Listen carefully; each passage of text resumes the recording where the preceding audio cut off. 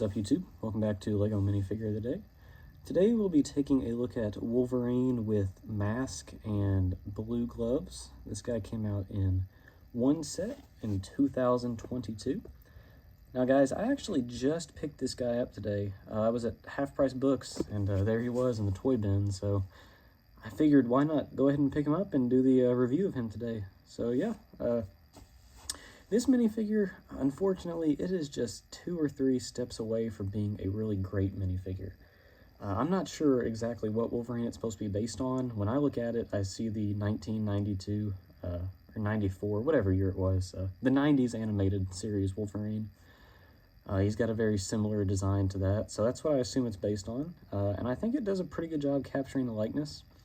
Got some really nice back printing right there, as you can see a lot of really small details showing like the muscles and some blue patterns on them, including on the front. All those things can be said as well. He's got the red belt, which I think looks pretty cool. It probably could have been a hit print, but it's fine being on the torso. The arms are okay. They probably could have been dual molded arms, maybe make the top blue to kind of represent his shoulder pads, and that's kind of my same problem with the legs. I mean, this minifigure came out in 2022. It's of a very detailed character, and they're still giving it plain legs.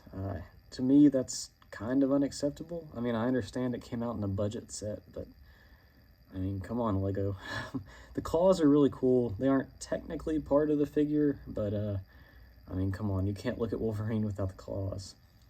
He's got an average use price right now of about $4.60, it looks like, so he's pretty cheap. You know, maybe he'll go up over time. He did only just come out last year. But I mean,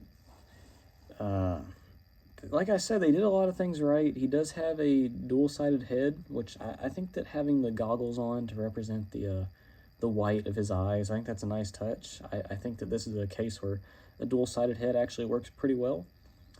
But yeah, guys, I mean, even with that, to me, this guy, he's still only a 7.5 out of 10.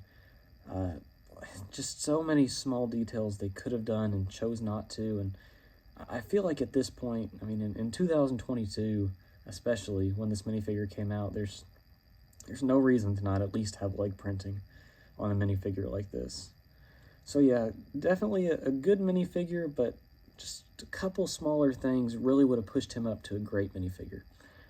So yeah, guys, thanks for watching, and I will see you all tomorrow. Represent.